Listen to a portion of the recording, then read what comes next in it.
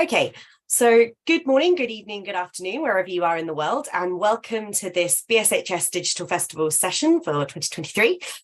This is a session on the Women in History of Science Sourcebook, and normally I would pass over to somebody, but it's my session. So, hi, my name is Becky Martin, and I am a research fellow in the Centre for History of Public Health at the London School of Hygiene and Tropical Medicine, and also a Caird Fellow at the National Maritime Museum as an early career researcher. If my co-panelists want to put their videos on, I will pass over to Hannah and she can introduce herself. Hi there, everyone. I'm Hannah Wills and I'm R&D producer at Royal Holloway, University of London. And I'll hand over to Erika. Hi, my name is Erika Jones and I'm curator of navigation and oceanography at National Maritime Museums, Greenwich in London. And now for Farrah.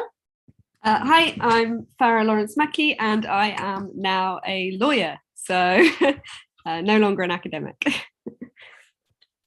Great, thanks everyone. And so thank you everybody for joining us today. So we're going to be picking up on some of the themes from the Plato to NATO session from yesterday, given what we're talking about and the resource. And so this really links onto quite a lot of longer conversations that have been happening within the discipline. And I know that we've been doing this for a long time. We did the academic equivalent of let's form a band. We wrote a book together when we were all PhD students together, and started in 2018 and it's now 2023. So yeah, it's a very long going conversation about really how we teach the history of science, and what it means to teach the history of science. So we're kind of here today to talk about the book that we've published, Women in the History of Science, a source book, for which I have the wonderful cover art behind me. In a moment, I will be demoing it. And just a little bit of housekeeping as we're starting. If you have any questions as we're going along, please pop them in the Q&A function at the bottom.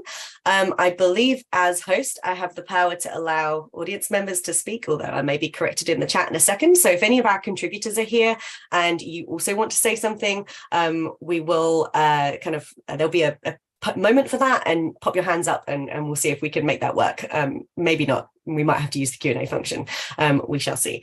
But otherwise, I will get us started. So what I want to do first is basically just introduce you to the source book. So I'm going to share my screen and basically just kind of walk through what it is.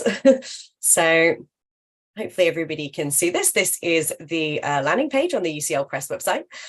So this is where you can go to access the book. I'm not going to say buy the book because that's not necessarily the case, because it is open access. And something that was really important to us when we were writing this resource was that it was going to be open access, just so that it can be used in as many universities as possible, and then it doesn't add to the textbook purchasing burden for students. So this is a really important feature of the book for us. So if we click this wonderful download free button here, you go through to the PDF, and actually if you notice at the top right hand corner here, you can download and save this so that it can be moved over to Kindle and things like that. I believe Amazon are charging a small amount for the Kindle version, so do go straight to the UCL Press website so that you don't have to pay Amazon for it. So I wanted to just kind of start by showing you kind of what the structure of the book is. So the book has 12 sections, sections rather than chapters, because within each of these sections there are multiple individual chapters. So in section 1 you can see that we have 5 different chapters written by 5 different contributors, and that goes for the throughout the book. The book is organized chronologically, and this is largely so that it maps onto as many as possible of the existing History of Science 101, History of Medicine 101 courses. It's designed to make it easier to kind of integrate into existing teaching, as one of the problems that we didn't really raise yesterday in the Plato to NATO session is often that, much of the work of teaching survey courses is done by people who don't necessarily have the time to rewrite courses like ECRs, like ourselves. And you'll also notice that each section starts with the title, but there's a page differential between the title for that section and where that section starts. And that is because each section is prefaced with an introduction that was written by the 5 of us. Unfortunately, Sadie hasn't been able to join us today, but she's with us in spirit. And so these section introductions, as well as the main introduction, are something I'm going to look at in a little bit more depth. So the main introduction really picks up on some of the issues that I know we've all been having, as we were discussing yesterday, with who we teach when we're teaching the history of science courses. And there's such a diverse range of students that come to our courses. We have people who are science students, we have people who've never done history, and even within our history students, people have different views of what history is, what science is, and so on and so forth. So in our introduction, we wanted to pick up on some of these really big questions. So we picked up on, firstly, what is science, and have kind of framed how we've approached what science is, and thinking about it as knowledge production, as well as how this has been kind of framed within the field, to give a good introduction on this sort of question. We've then asked what we consider to be a historical source, and obviously this is a source book, it is literally full of sources, so this really kind of walks through all of the different types of things that we have within this source book. And one of the things that makes it unique is that we really aren't sticking to the traditional, huge wads of text, and we've got a couple of those, don't get me wrong, but we do also have a large amount of objects. As we were talking, those are hugely important, and we can't always bring objects to the classroom, but we can bring pictures of objects through this book. We also have kind of popular history sources, things that many of us are using within our own research, that can be brought into the classroom. So magazines, as well as photographs and many other resources throughout. We also have some fabric, I think, as well. So following from that, we talk about scientific spaces. So one of the ways in which women are often excluded from the history of science is because they don't fit into the box of what we consider to be a space or a place for science. And thus we've kind of also taken this spaces of science to be a lot broader, thinking about things like workshops, shop floors, the home, and other places in which science can be performed. And finally, we're talking about who has access to science. So we'll talk about this a little bit more later, but this book obviously approaches the question of who is included in the history of science through the lens of gender. And there are a lot of other lenses which we could have taken, and we did consider trying to do all of them all at once.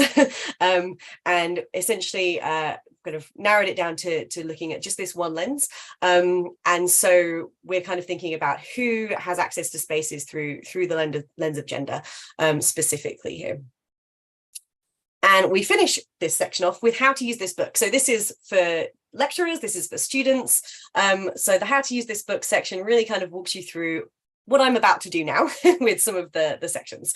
So let's start with, and apologies to any contributors here whose sources I don't use here. I'm going to use 2, which I know for a fact are open access, because obviously this is being streamed to YouTube.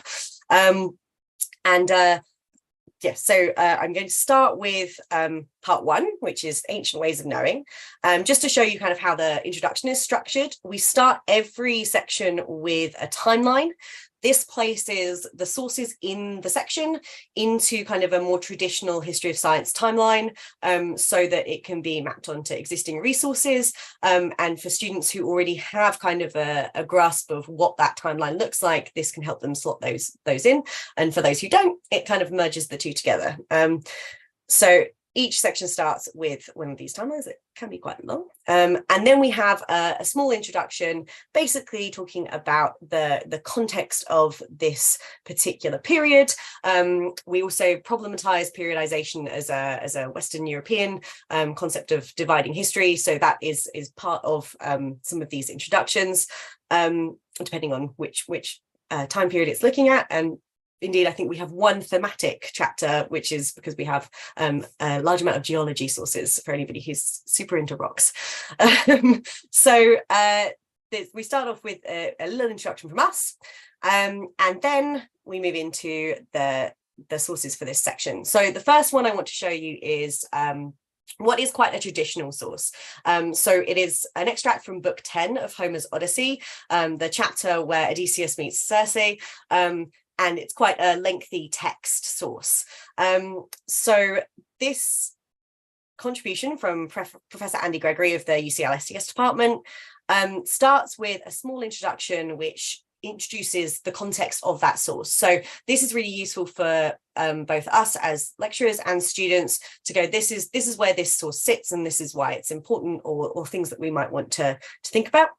This is very short introduction in every section is then followed by the source itself. So in this case, it is a very, very long source. So I'm just going to skip down a few pages.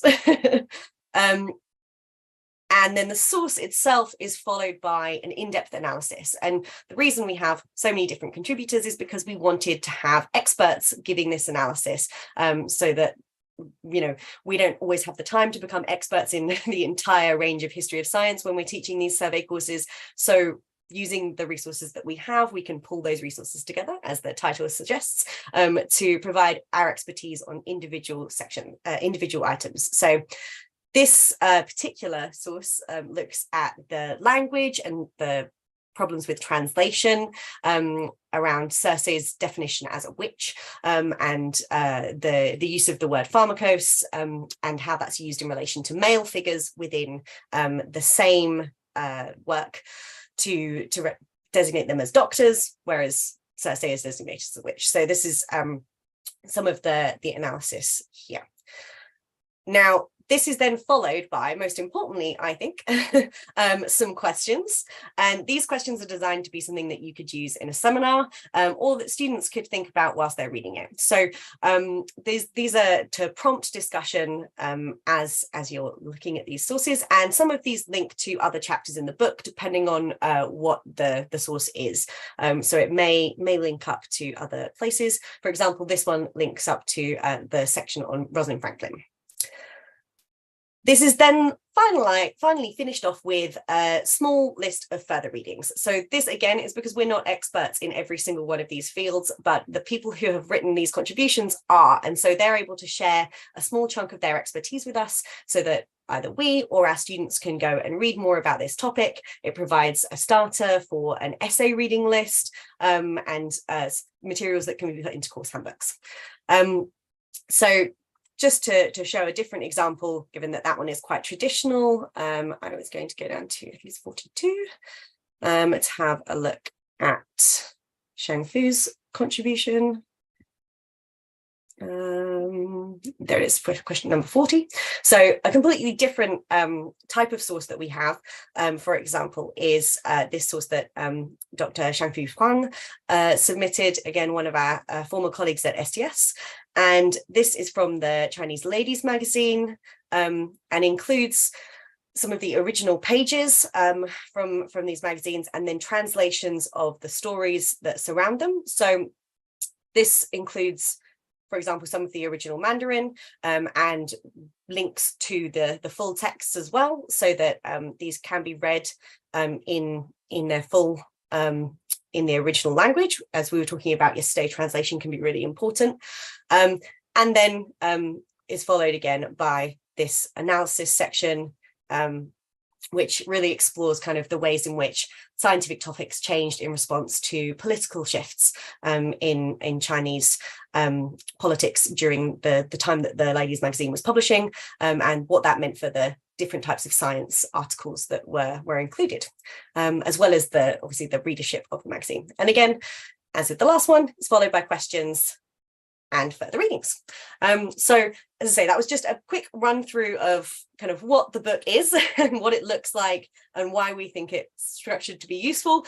So I'm going to pass over to Hannah now, and she's going to talk a little bit about, why we wrote this book. I'm going to stop sharing my screen, and I will also pop a link to the UCL press page, make that live. So how do I stop sharing? Stop share. And yeah, over to Hannah.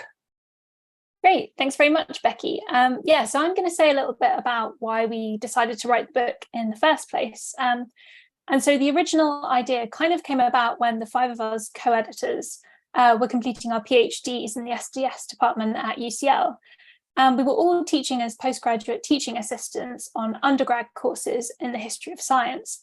And I think that we felt that as PhD students, we were reading lots of really interesting new research from scholars all around the world on a whole range of different topics. But we felt that this kind of new cutting edge scholarship wasn't really reflected in the material that we were teaching to undergrads on those courses. And often in particular, we found, say when we were kind of introducing primary sources, these tended to focus quite heavily on Western male actors, male scientists. And I think there's kind of a few reasons for this that Becky's already alluded to. So definitely the time that it takes to rewrite courses and the time it takes to bring in and research new materials, particularly kind of workloads in academia, and as well for postgraduate students like ourselves, the whole range of expectations that are placed on you. And so we found that it's perhaps maybe not a kind of lack of will to change and update these courses. It's just really kind of not practical for many people to kind of take on that work and do it themselves. And so why was it important for us to do something about this problem? Well, we were finding that the students that we were teaching were really looking to see themselves represented in the history of science. When you're teaching students at a global university like UCL on courses where there's many women and also non-binary students, it can be really frustrating for them, and it can make them feel like history of science isn't really for them if they're not kind of seeing people like them represented in the past and kind of celebrated as well.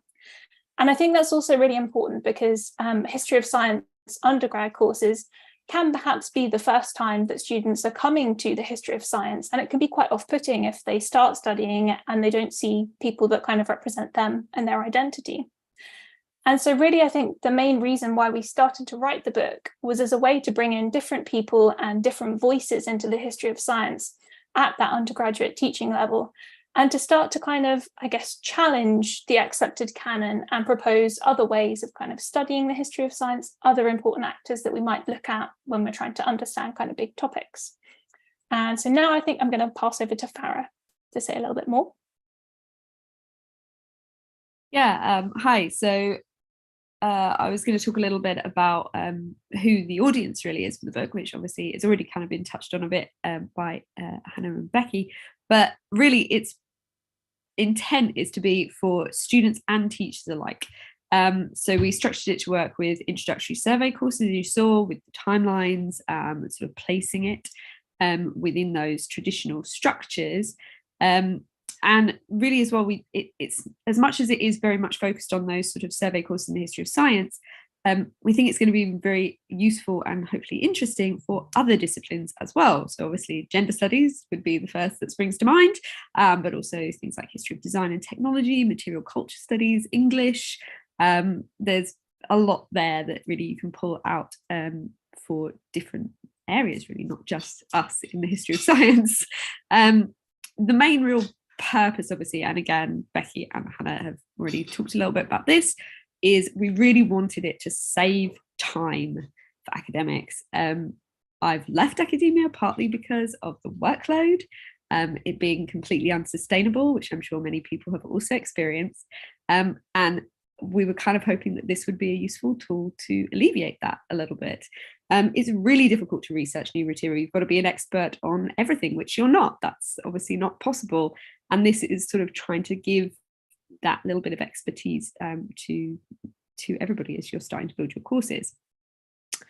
So that's where the expert commentaries come in, the further reading and the class discussion questions, really to kind of enable that. The thing that we did really want to highlight, though, is all of the really good stuff that the book is doing and that we wanted to do with it. We do want to make sure that it's clear that we're really thinking of it as like a starting point, a launch pad. It's not exhaustive. We don't want it to be just defining a new canon, and we want to have challenge, and we're hoping to inspire others to find other untold stories that could add to this, that we really want to see that kind of develop really going forward. And there's a lot of stuff that we weren't able to include, partly because of time constraints, partly because of our own networks. And it's not as global as we would have liked. For example, we didn't explore gender and sexuality as much as we would have liked to have done, I think. We can all agree on that probably. And a lot of that obviously is to do with their own positioning.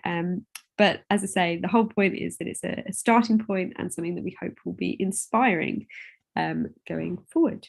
So I think I'm going to pass to Erika if she's got something to say about how we produce the book. Yeah, thanks so much. And yeah, it's really wonderful to hear you all talk about our book, which we're so excited that is now out after many years of working together on it. So that's what I'm going to talk about. How did we do this together? And hopefully this could inspire other people to do something similar. So part of it was, again, coming together as PhD students. We were all in our final year. And we had the idea.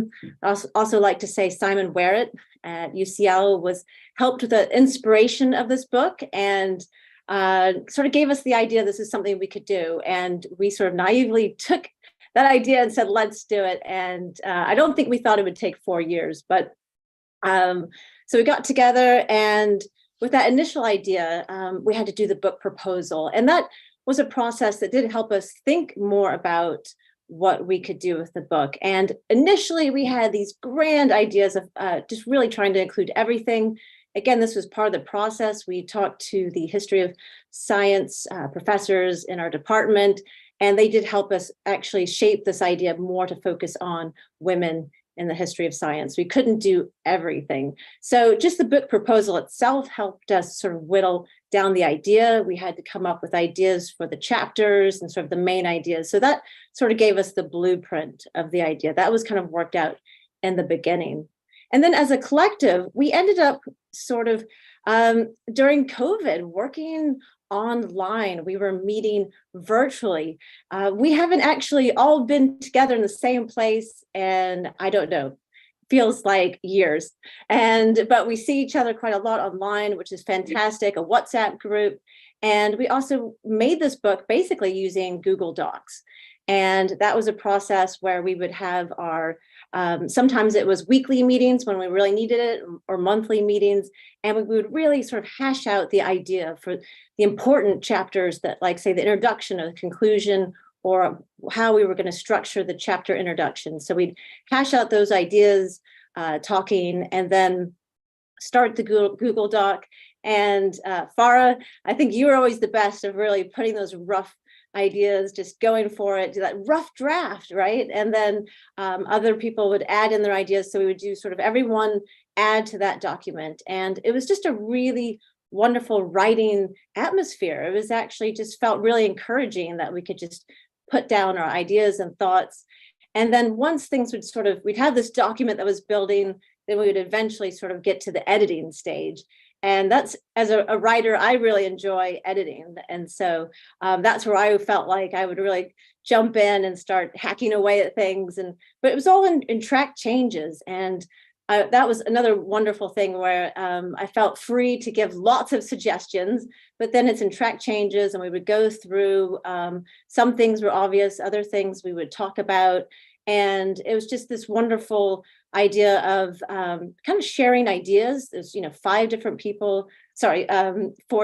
Sadie is not here today, but just very open. And we're all history of science, but slightly different backgrounds and ideas. And I think that really helped. So I've never written something academically with other people, but I found it really wonderful process. And then towards the end, this is where we did decide that we were this collective working really well together, but we did select to have a lead editor. And I'd really like to recognize Hannah and all the work that she's done, because towards the end, there's just so much that needs to be done. And, all of the copyrights, all the forms, all the many, many sections, having to really tick all these boxes.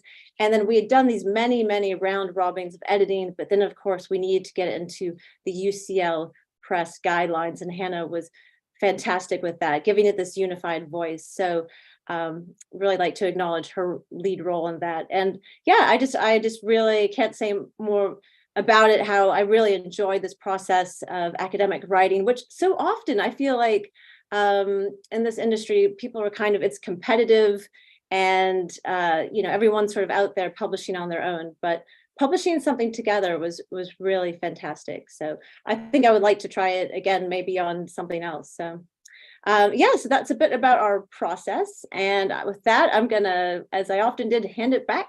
So I'm handing it back to Becky. Great, thanks, Erika. So on the topic of kind of collaboration and multiple people contributing to something, if any of our contributors do want to say anything, shove your hand up, and you're welcome to say how you found the process, or what you were trying to do with your source. I can share screens and show it if you'd like. Tamara, hi. Let me see if I can let you talk. Allowed to talk. I can. Hello, Tamara. Brilliant. Hello. What a great project. And it's so interesting to hear about the process. And as you say, it's gotten very rewarding. I've also done some collaborative writing, and people bring different strengths to the process, right? And so I feel like when you're on your own, you have to be all those things, and this really helps people shine.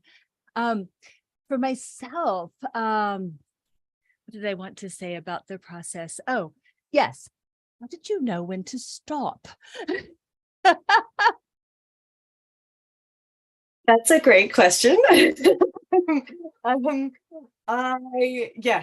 think if I'll go first, and then maybe some other people will have something to say. I think we stopped when we were getting to the points in the process where things needed to be done, and things needed to be submitted. So there were times when we were like, oh, we could add this source, we could see if this person wants to contribute, we could find something on this because we know this exists, and just we had to have a hard cut off where people were like, no, it's not time for new ideas anymore. It's like it's time to consolidate what we have. Does anybody else want to jump in on this? Yeah, Farrah. Yeah, I was going to say, I think you all probably found me the most annoying for that. Like, I feel like every time we got to like, okay, this is the final stage, I'd be like, actually, why don't we find this source? But yeah, there was a point, I think, literally it was just purely practical, of, we could have kept doing this. We could have kept going forever. We really could have. I mean, it's the same as like writing the thesis, right? It's never done, is it? Like you never, or any book or anything you're working on, it's never done. You can just keep going forever and ever and ever. And I think probably in a way it was helpful having the writing collective element. I thought was very helpful for that, because I find it very hard to stop myself. And I think it was really good, like having Erika, editing queen, being like, no, this is it, we're done. But yeah, that was just my view on it. Deadlines, right? I mean, UCL was pretty hard on the deadline. We made it, so. Absolutely. Hannah, do you want to add anything? Yeah, I guess I can sort of like look back to maybe what Erika was saying, where we did a lot of kind of scoping work at the start. So kind of going from our initial, like, we want to do everything, to maybe this is kind of more feasible. But we did find when we did our kind of first call out for contributors, there were a few sort of gaps. So we did kind of, we put everything into a kind of rough order, and then thought, actually, it would be really wonderful if we had more medieval sources. So I think at the start, we potentially didn't help ourselves by kind of trying to identify where we could do more. But I think actually that was really good, and that's helped to kind of make the book a richer thing as well. So the fact that we did have Farrah particularly has amazing networks and managed to kind of plug a whole range of different gaps with different contributors. So yeah, I think it's kind of a difficult balance, really. You want to have kind of enough coverage that it doesn't feel like there's enough in it, but at the same time, yeah, you don't want to go overboard and obviously miss deadlines. So a tricky balance, I'd say. So I think following on from this, Melanie Frappio has asked, are we planning a second volume? And so I think the answer is we are not planning a second volume, but it's, I mean, we just had the download figures for the end of May, and we've gone past 10,000 already, so which is really good. So the press seem to be very happy with it. This is their first textbook. And obviously, you know, UCL Press have been great to work with, as well as our production team. They've all been really, really excellent. Big thanks to Chris Penfold, who's our commissioning editor at UCL Press. And I can't remember the name of our production team, which is terrible, our production company, but they were also wonderful. Yeah, so I mean, I can recommend it. I think is as a thing for somebody else to take up the torch, whether it's a second volume, because obviously there are loads of women in the history of science who didn't make it into the volume, and every time I talk to somebody, they're like, "Oh, is so and so in there?" And you're like, "Well, no, because you should have answered our call for papers." Yeah, so there's that obviously, but equally, as you say, the other lenses we didn't look at. It's not as global as we would like. It's not got any really discussion of gender and sexuality beyond us saying there isn't any. So and pointing to, obviously, to some other resources that we know about that do that. So yeah, there's so much more to be done. So we're not planning a second volume, but if somebody else wants to plan a second volume, I mean, I'd be supportive. Okay, so we've got a few more questions. I'll pass this one to Farrah, I guess, if you want to start us off, and then we will, I'll read it out, don't worry. So Jim Sequard has asked, what specific sources do we wish we could have included? And were there problems for recent material getting permissions, both for copyright and confidentiality? So possibly one for everybody there, but I'll start with Farrah. You want me to take this one? No. Don't know how much we can say about a certain London-based museum without getting into trouble. So copyright was a pain, a real pain. It was really complicated. I think in some ways that was, I think, one of the most challenging things, finding all the copyrights for all the images, making sure all of that had been done correctly. Some of it we had to pass to the contributors, obviously, to deal with, because we couldn't get access to the libraries. But there was, I think, a week before we had the last hard deadline, I was on the phone trying to, I think Becky as well, we were trying to call a museum in Madrid, and nobody there wanted to speak to us, and it was very complicated. So that's one of the bits of the undertaking that if anybody was interested in doing something like this, be prepared. It is difficult to get all your ducks in a row. As for specific sources that we like to include, I mean, that's such a big question.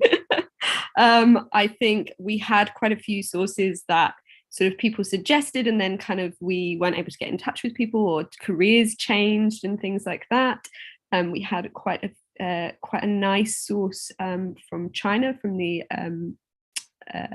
sort of that would have fitted into our ancient chapter, but the contributor disappeared, unfortunately. So things like that unfortunately happened a little bit, but I don't know if anybody else has got comments on ones that we'd like to have included but couldn't. I can say a bit. I think, yeah, so with the book, we did try it, as Becky mentioned, to kind of get away from just having kind of textual sources and make it a bit kind of more varied. But I feel we were still slightly, I guess, constrained by the fact that it's in a kind of 2D medium, or, you know, on your screen or in your book. So that, I think, is a big challenge. So I think we've tried as best we can to include lots of material culture pieces. But I think there is something that perhaps gets a little bit lost in translation when you're putting them in a book. So being able to show kind of the materiality of things can be a little bit harder.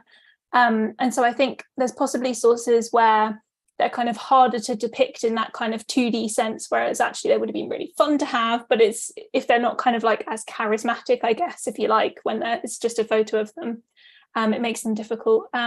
We do have a really fantastic source at the end of the book, which is oral histories, which is really interesting and exciting. And we've got links to where you can listen to those on the British Library website, which is amazing. So that, I think, we've only got one example of that, but that, I think, is something that is amazing to be able to include in a book. So yeah, I guess I kind of wish perhaps we'd thought a little bit more about oral histories and ways of kind of translating those into the book form. And then I guess just one last thing I'd like to say on copyright permissions, although it was very difficult, lots of the libraries and archives and museums we worked with were incredibly generous and gave us amazing material to use in the book because they really believed in our kind of ambition and the project itself. So yeah, a massive thank you, of course, to all our contributors, but also all the libraries and archives that we worked with, because yeah, many of them were so generous and gave us brilliant access and were really supportive. So that's been really good. Amazing. We have Lucy has her hand up, so I will ask you to talk. I've allowed you to talk. Hopefully that means you can unmute yourself. Hi, Lucy. Hi. I just wanted to say thank you, first of all, sort of from a contributor's perspective. This was sort of the first ever bit of proper academic writing I did. I was sort of doing my MSc at UCL when the call for papers came out, and I was so drawn in by the title, and I was like, this sounds like a great project. And yeah, okay, it took a bit of time, but it was just such a fantastic sort of experience, your first ever experience of academic writing, and sort of having, first of all, a lot of support from you guys, sort of all the editing and everything that sort of went into play, and doing things for the first time, and I'm not really sure about permissions or copyright, and you're always there to sort of help guide me through it and things like that. So I just want to say thank you to all of you, because it was such a great project to be part of, and I'm so grateful for the experience. And it's definitely helped me sort of do other things, and it's been sort of really encouraging. So thank you. That's really lovely to hear. Thank you, Lucy. I mean, I'm glad it came across as though we knew what we were doing, because this was our first ever book, and I can assure you we did not. So that's reassuring, at least. Big thank you to Simon Werrett again, because we were nervous first-time editors, I think, as I can say, and especially when we're thinking about some of the people who taught us our courses, and we were then editing their work. Much lovely as they all were.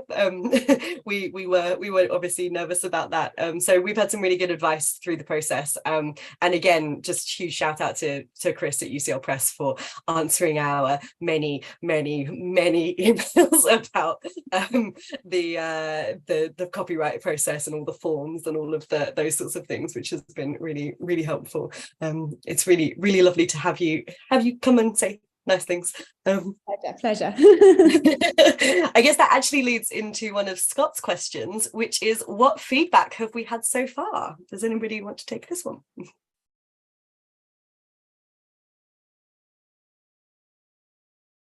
I just want to add quickly something from the last thing too. Again, just talking about our process and the contributors, and just a thank you again to all the contributors for hanging with us for all these years that we were working on it, and really their patience and coming back to us and staying connected. So that's really important to say.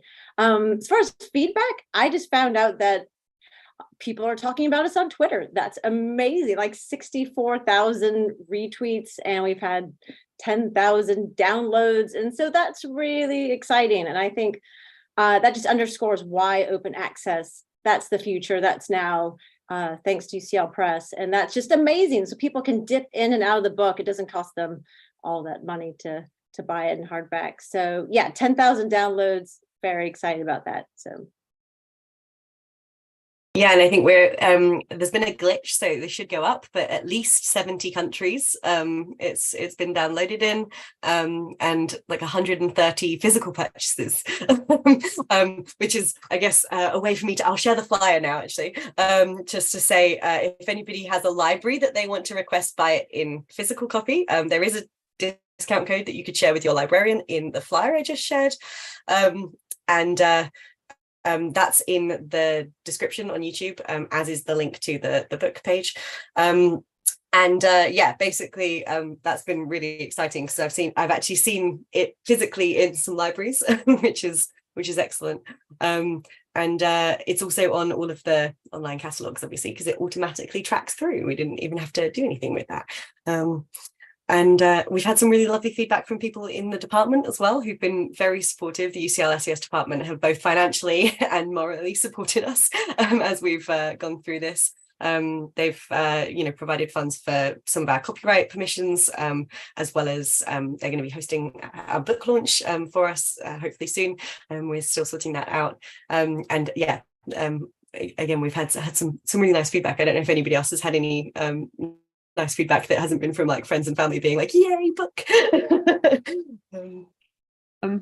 Possibly a little bit friends and family, but I actually know a teacher who's got it for their school library for A-level students, and one of her A-level students wrote an essay on actually on Lucy, on your source. So I thought I'd let you know that's feedback for you, Lucy. Your source has been well received by an A-level student on Jersey. So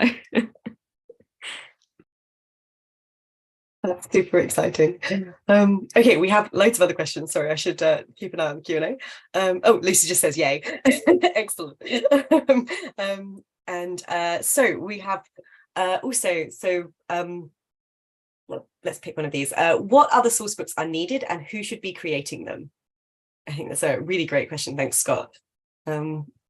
So what do we think? I know Farrah will have views on this. No?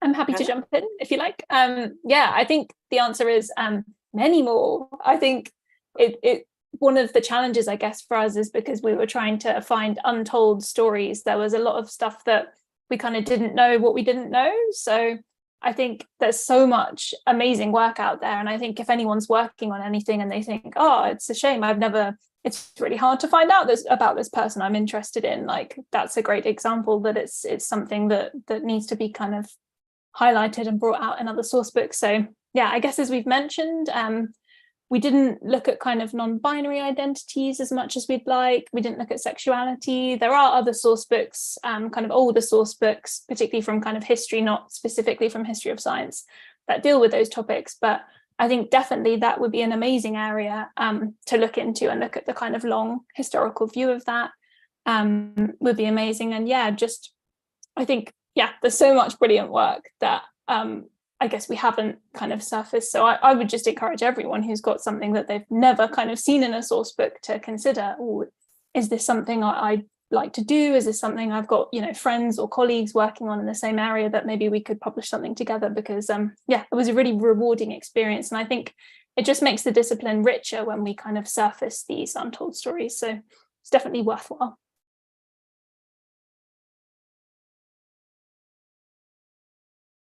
And I guess the question of, who should be writing them, as you said, like anybody and everybody. And one of the things we really wanted to do was kind of foreground our position and how that's affected the materials in the book.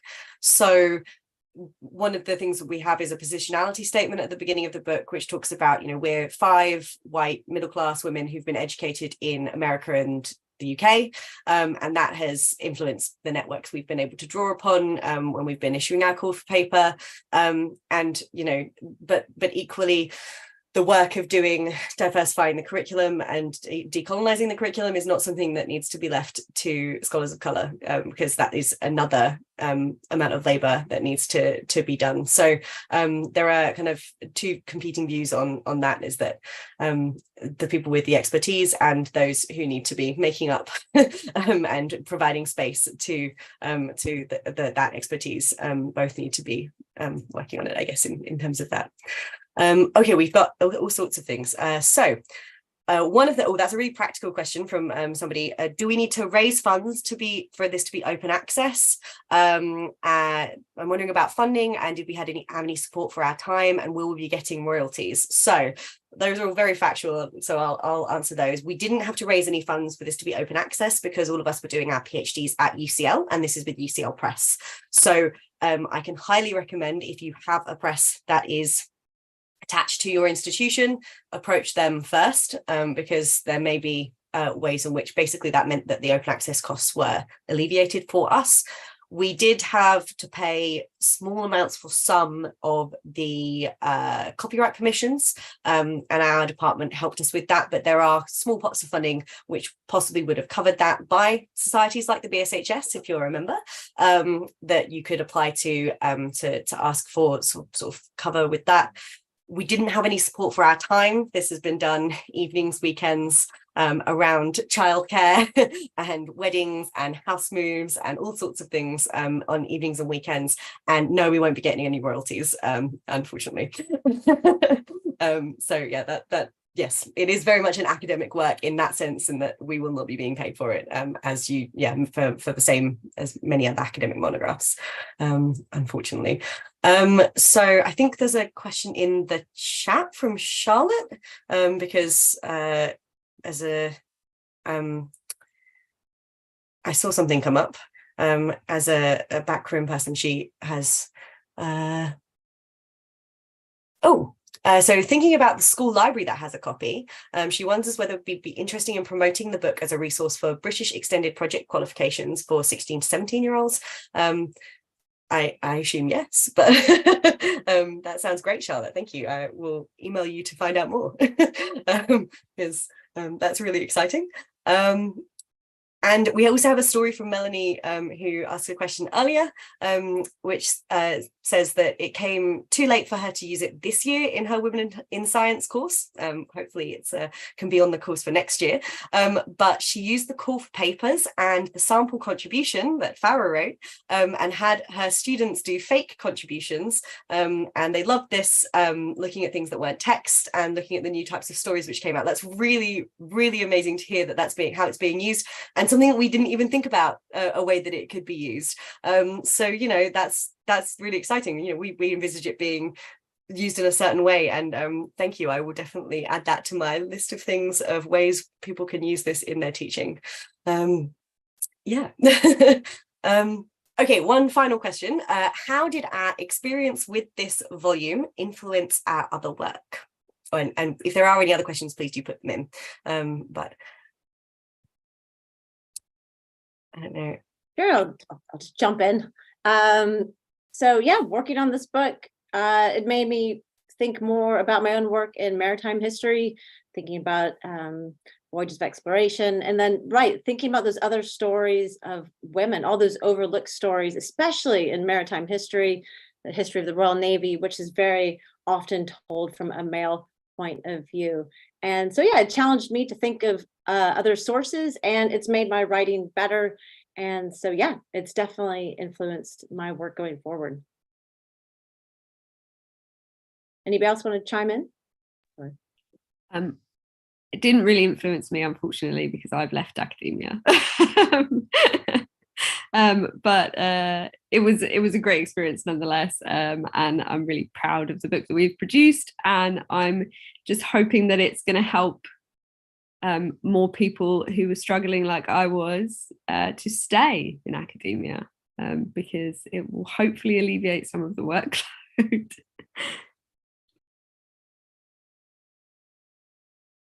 I guess I'm kind of similar to Farrah in that I don't do academia as my kind of day job anymore. But actually, I think what I learned from doing the book and the whole kind of book process was that way of collaborating with people and kind of working on a project collectively, editing, re-editing, summarizing, all those kind of, I guess, related skills. So I guess it's not just kind of the academic inspiration that you can get from a project like this, but also the kind of practical, which you can kind of take forward into other careers as well. The copyright law was very helpful for my legal studies.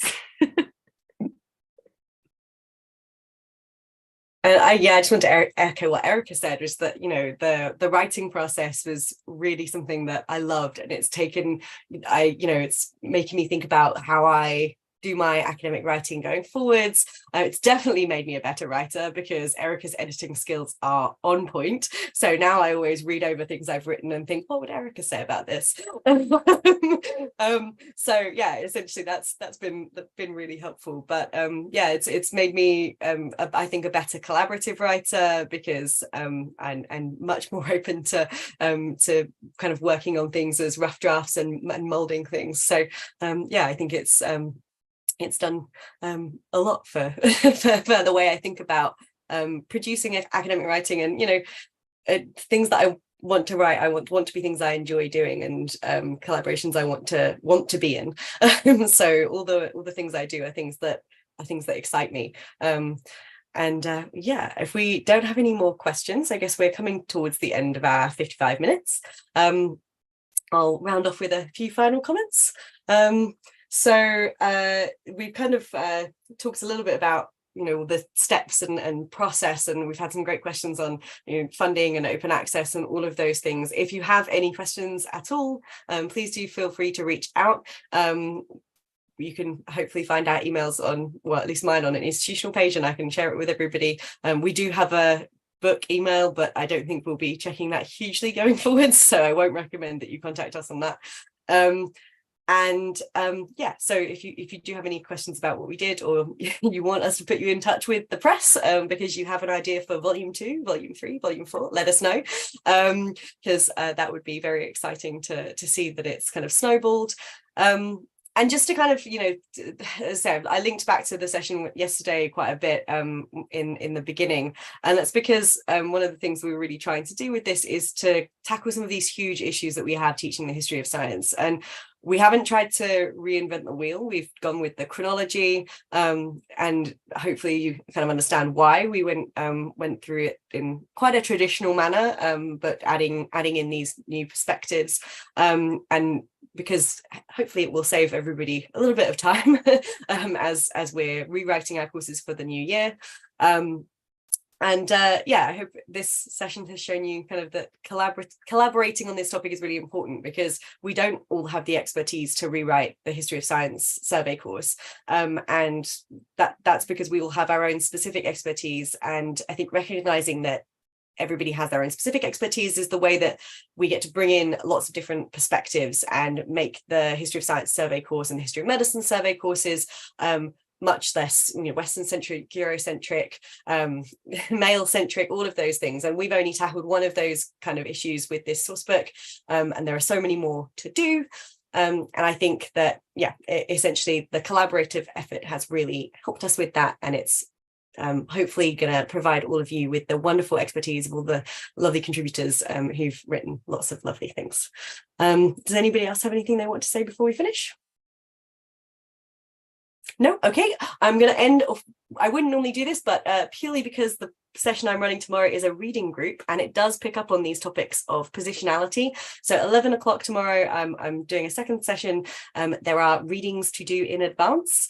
We will also be providing like tiny abstracts that get to the crux of the readings if you don't have time to do the whole thing, but because we have hours in between, like now when you have an hour before the pub session, you might want to go and take a look, and we'll be picking up on these ideas of the positionality of the historian and how that impacts not just our teaching and what we produce in the classroom, but also our research and how we produce our research.